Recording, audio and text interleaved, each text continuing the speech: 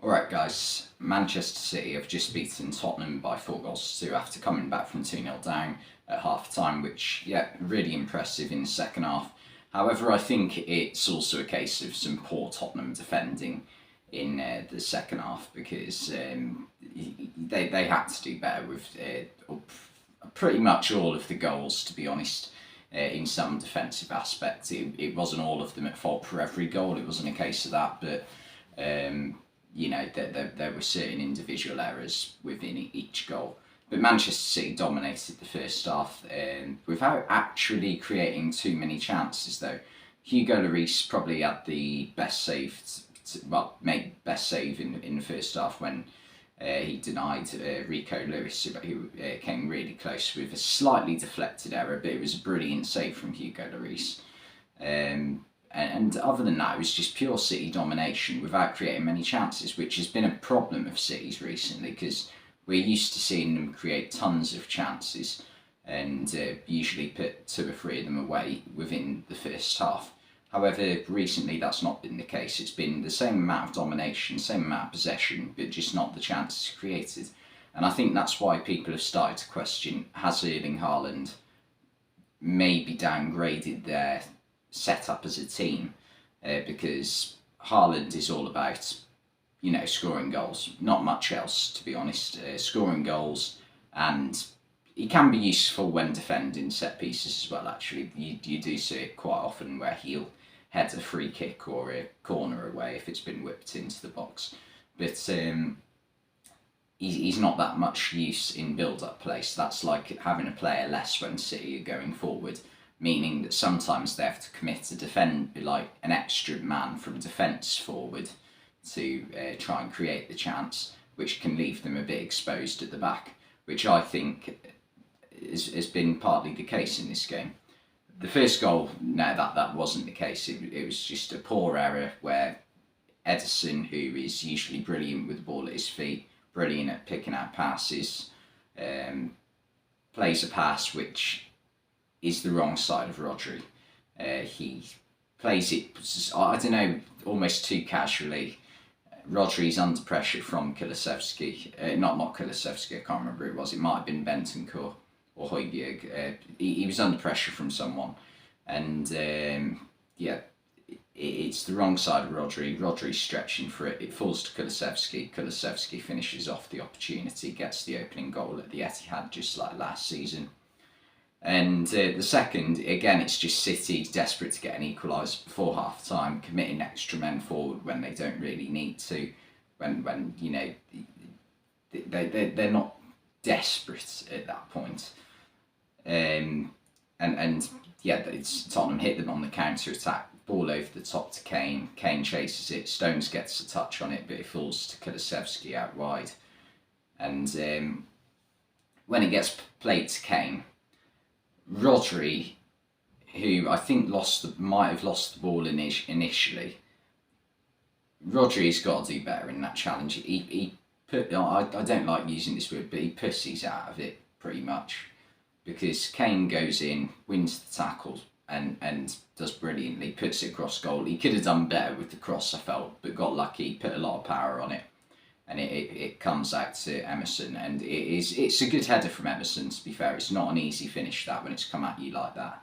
So he does well to stay composed, because I think that's an often criticism of Emerson, his lack of composure at times. But it was a well taken goal. And at half time you're thinking, okay, Spurs 2-0 up. However, there was a little bit of a doubt in my mind where teams that are 2-0 up against City, it's almost more dangerous than 1-0, because a lot of the time you see teams, and I think this was partially the case with Spurs, although they had done this throughout the first half, they sit back and just try and defend what they have.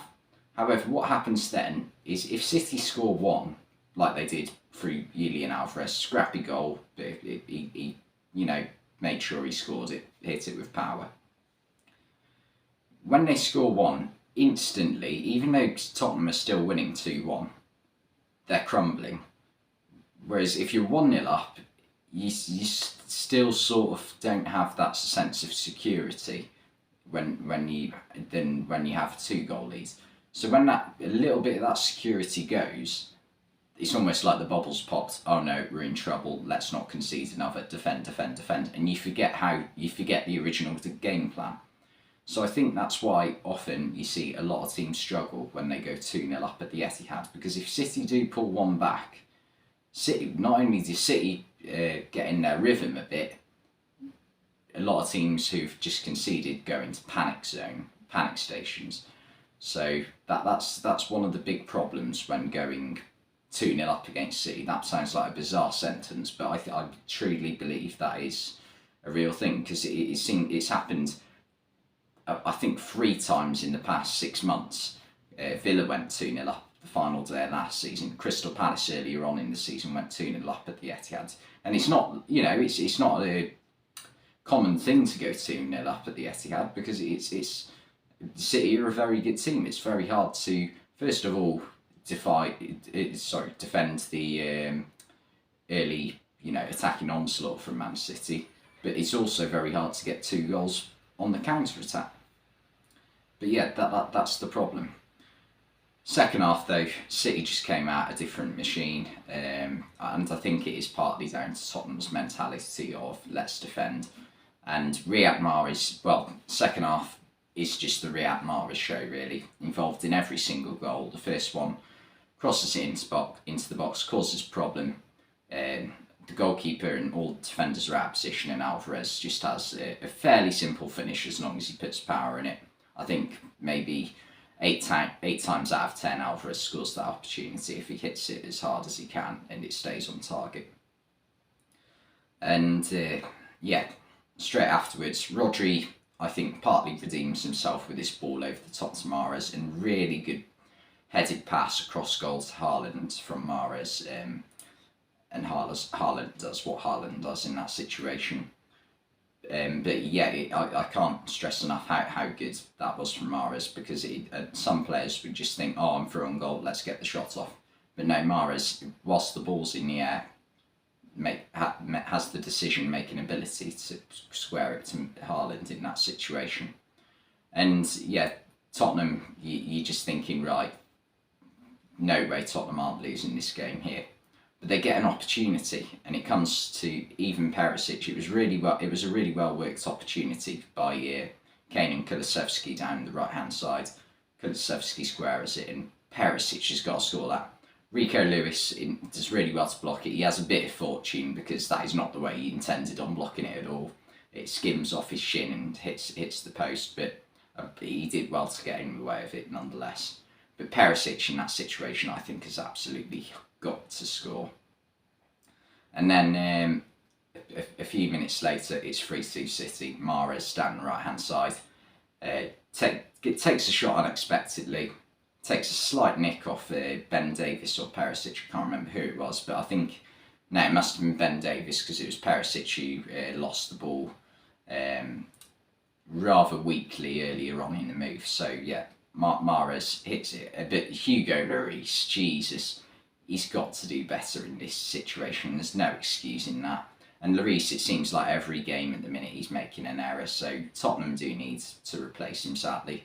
I don't think Lloris, for me, has ever been a world-class keeper. I think he's been a good keeper at times in his career, but lately below average, if we're being completely honest.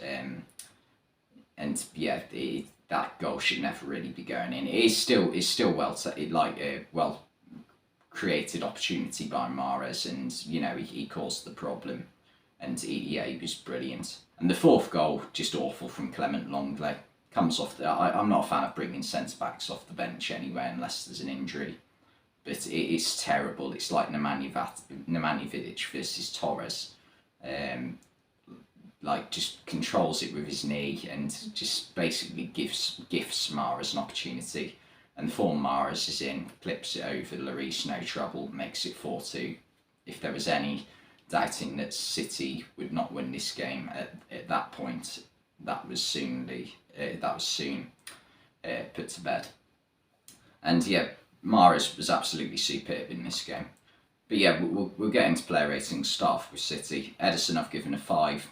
That first goal, it was just shocking from him, and to be honest, after half time he didn't have an awful lot to do anyway. And then defence, I've given Rico Lewis a 7. Brilliant goal line block in the second half to deny Perisic when it was all level. And really unlucky not to score in the first half and put Man City into the lead, actually, with a brilliant effort. And yeah, quite sad to see him go off with what looked like a bit of a knock. Stones and Akanji have given 6. I don't think either of them were that bad. Neither of them were at fault for either goal. Ake have given a 5. I thought maybe he could have positioned himself a bit better at times when Kulusevski was causing problems down the right. In fact, Kulusevski was mainly the only time that Man City looked under threat whenever Kulusevski got on the ball. And then midfield, I was struggling to decide whether to give Rodri a 5 or a 6 because of that second goal. But I think with City's equaliser, I think he sort of redeemed himself, so I've given him a 6. Gundogan I've given a 6 as well. Not an overly dominant performance from him in midfield, but it did enough to help City win the game. And then I don't often give out 9s, but my man of the match in this game, Riyad Mahrez, absolutely superb second half. One of the best halves of football from a player you'll see all season. Alvarez and Grealish have given a 7. Alvarez took his goal really well. Grealish constantly caused Tottenham problems throughout the game, so yeah, I think he deserves a 7 as well. Haaland have given a 6. Again, took his goal well, but still very quiet. And I'm still not entirely convinced City are better for having him in the team. I'm sure there will be certain games where he is the match winner for Man City, and having him is the difference. But throughout the season, I'm not sure if he is making the difference for City. And then Tottenham, Lloris have given a 5. Just so poor for that third goal, really. And I thought even for the first goal, did he really need to dive out that far? I'm not so sure, to be honest. And yeah, the defence, Romero and Davis have given 5s. I just thought there were so many times where they made like a few rash decisions. Dyer have given a 6. I didn't think he was too bad, but didn't do anything great in helping his team defend this game. Defend the lead they had, sorry. Emerson have given a 7. I thought he was brilliant actually on the right. Got his goal, took it really well, and provided constant energy up and down the right. Højbjerg have given a 5. I thought in the second half he lost the midfield battle quite badly. Bentancur have given a 6. There was one of the goals where he played a really important part, and Spurs having him back is a big bonus for them. Perisic have given a 5. One of his worst games I've seen throughout his career, actually. This missing the big opportunity and being at fault partly for one of the goals. And yeah, but I couldn't understand why he was actually playing in this game, to be honest, over Sessegnon, considering I thought Sessegnon was actually Spurs' best player in the North London derby. So I couldn't understand that decision from Conte, if I'm being honest. I might have been going a bit far when I've said that's one of Perisic's worst games in his career. But it's one of the worst I've seen from him. I haven't seen loads of games that he's played in. It's usually when he's been playing for Croatia or Inter Milan or Tottenham. Maybe I've seen a few actually. Yeah, I'm not sure. Kulusevski have given a 7. Again, another one of Spurs' best players. Constant problems. Well, not constant problems, but whenever Spurs were causing a problem, it was constantly him who was causing the problem, if that makes sense. Whereas Son have given a 5. Did very little in this game. And Kane I've given him a 6 because there were a couple of times where he was involved in flowing moves when Spurs did have the odd opportunity created, and he did really well to win the ball for the second goal just before half time. So yeah, I think he deserves a 6. But yeah, this is a huge victory for City considering the position they were in at half time. I'm still unconvinced that they can challenge for the title. Well, not that they can challenge, but they'll win the title anyway. I just can only see one team winning it right now, and that's Arsenal. I was a bit surprised by Pep's decision making in the starting lineup in this game, if I'm being honest. I mean, it's paid off in the end. They won the game, But I can understand why De Bruyne, Bernardo Silva and Phil Foden were all bench when, to me, it seems like they have the tougher game at the weekend again. Sorry, they have the tougher game now than they do at the weekend against Wolves. Although Wolves are probably in their best form all season right now. But yeah, in the end, it's worked for Guardiola, and it's another defeat for Tottenham in what's becoming a bit of another meh season for them after some initial promise early on. But yeah, anyway, thanks for watching this video, and I'll see you next time.